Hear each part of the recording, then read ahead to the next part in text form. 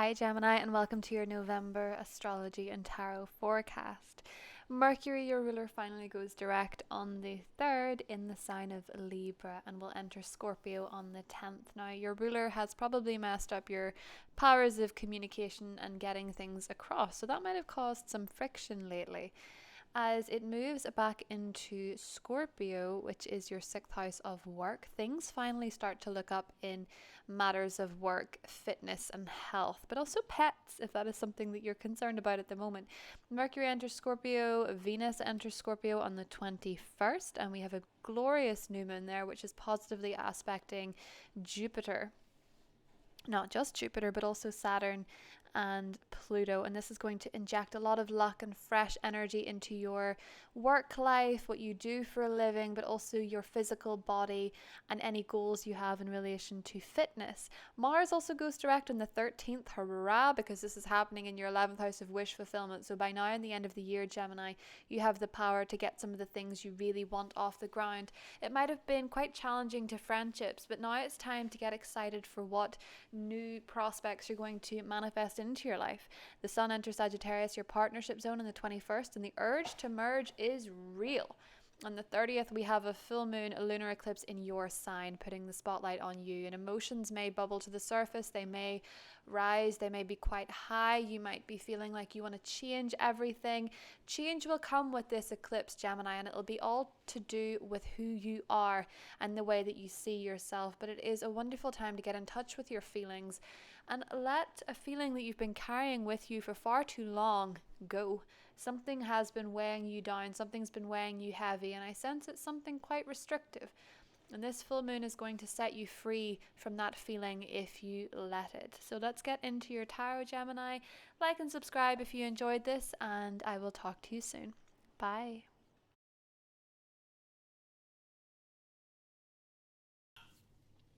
Hi, Gemini. Welcome to the tarot part of your reading. It would be a good idea to have a nice deep breath as we unpack the lingering energies from the blue moon in Taurus as we lead up to a full moon lunar eclipse in your sign on the last day of the month. You can probably already feel it a little bit. In the middle of the month, we have a new moon in Scorpio, which is going to bring luck to your day-to-day life, your work, your joint ventures, your deepest relationships. And for you, there's some stuff, some feeling, some way of viewing a situation, perhaps an injustice, perhaps a relationship ending, something that you feel really wasn't right. King of Cups could have been to do with a water sign, or it could have just been to be Mercury in retrograde. It could have just been about somebody whom you held in high esteem or you had a lot of feelings for. Or it could be that this new water sign is somebody in your life who you're getting a lot of feelings for. The Hierophant and the Knight of Wands. Somebody, though, from your past or from your present was on a completely different page to you in terms of where this thing was headed, be it in love or in business, Four of Swords, and that misalignment has kind of knocked you out a bit.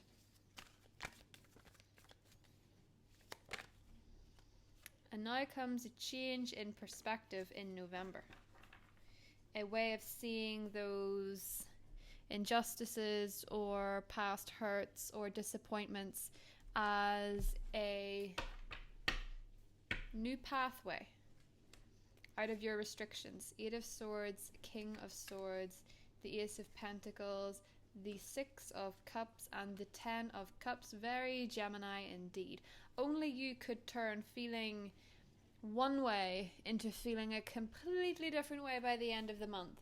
Oh, how Sagittarius season and an eclipse in your sign brings a welcome change.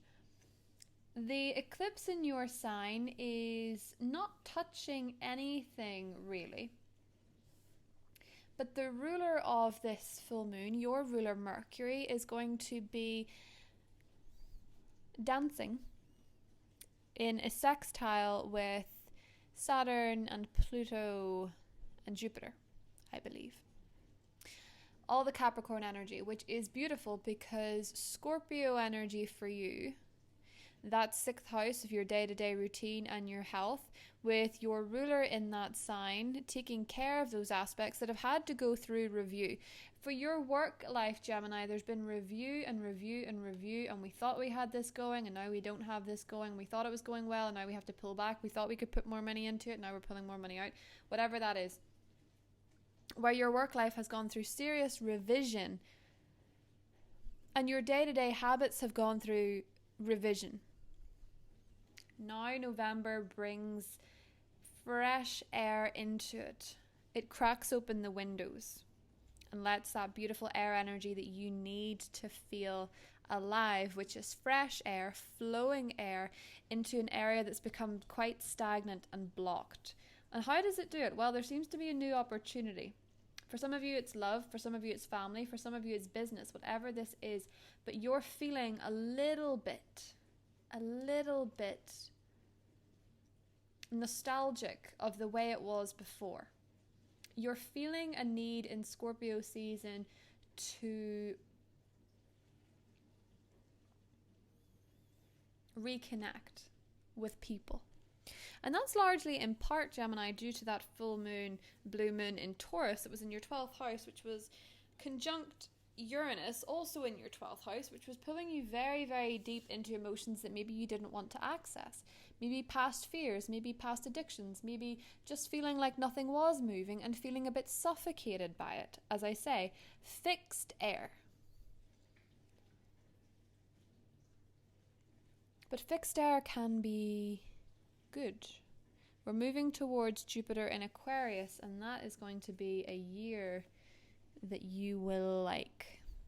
It will give you opportunities to travel, it will give you opportunities to expand, it will give you opportunities to think bigger, to learn more, and to become a wiser version of yourself. And Geminis, when they are wise, can have a lot of 10 of Cups moments. If you're thinking somewhat or still connected to, in some way, an air sign from the past, maybe another Gemini, maybe an Aquarius, maybe a Libra, or you're involved with a Gemini currently, there seems to be, or an Aquarius or a Libra, of course, pardon. If you're involved with an air sign currently, there seems to be a promising future here. There seems to be an offer. And maybe it is somebody from the past, but maybe that person from the past is what you're getting over in order to achieve that 10 of Cups. Let's clarify. That Four of Pentacles wants to stay out for a reason. 7 of Cups and the Knight of Wands. Very interesting. Jupiter in Aquarius brings you that chance to travel and expand and be the energy embodied in the Knight of Wands. Courageous, fearless, fun.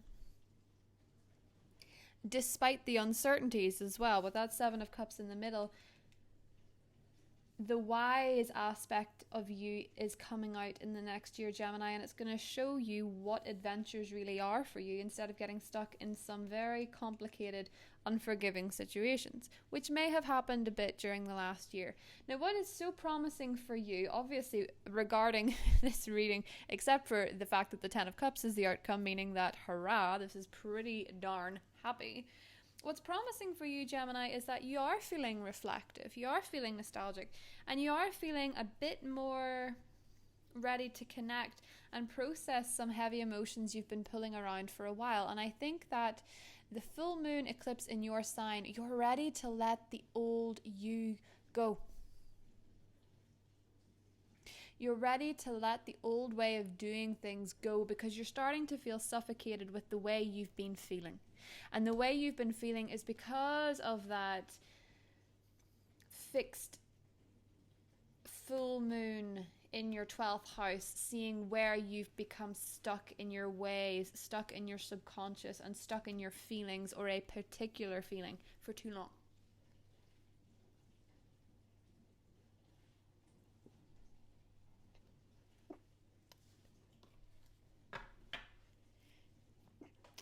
bless me.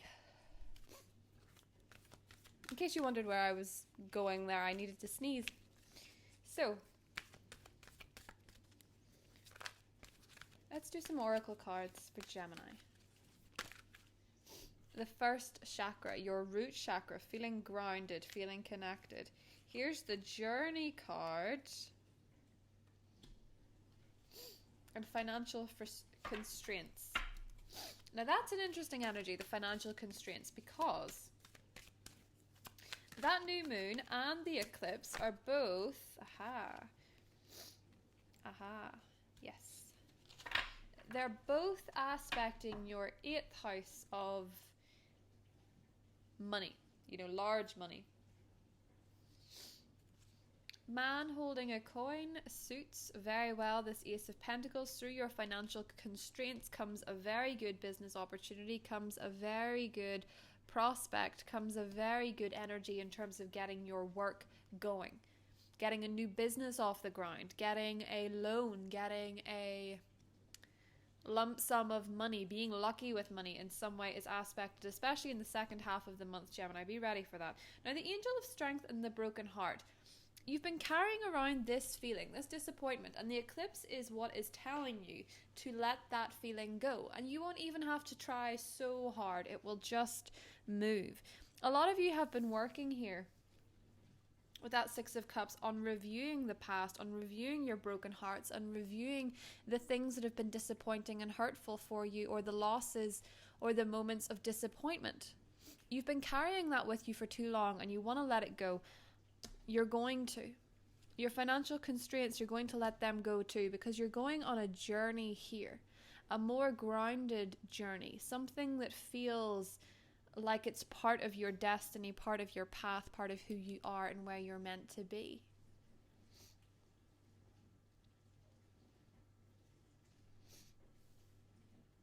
And if it's to do with an air sign or it's to do with a fire sign, all the better. Aquarius, Libra, Gemini, Aries, Leo, Sagittarius. But that 10 of Cups does not mess around.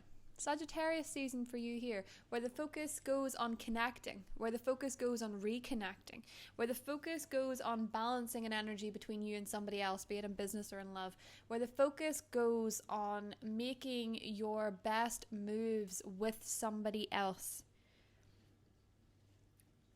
And of course, that eclipse in your sign,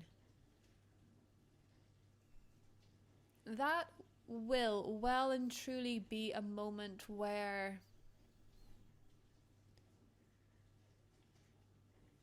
you see who you are and who you want to be, particularly in relationship to another. And again, I'm saying that could be business, it could be love, but it brings an opportunity with it for you to merge with someone and find happiness there. And again, I'm not limiting that at all to romance, because some people don't want to hear that, obviously, and it means different things for different people.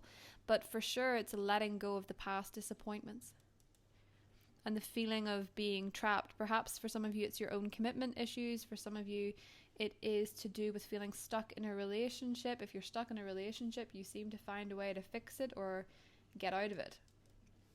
And I want to say, I feel like it's fixing it. Whatever feeling you've been carrying where you just want it to go, this eclipse lets it go.